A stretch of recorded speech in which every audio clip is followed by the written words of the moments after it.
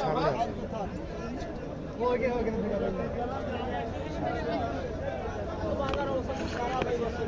আজকে বাজার অবস্থা আসলে খারাপ।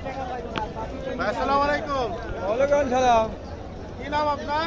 আমার নাম কামাল। কামাল, গরুটি আপনার? কত চাচ্ছেন দাম? দাম তো চাচ্ছি 260। 260। কত মনের তাক? খদ্দের 200 বলছে, দামে হয়েছে না।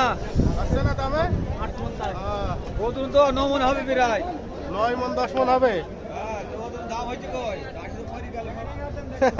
বৃষ্টির দিন না, কত হলে ছাড়বেন? কত হলে?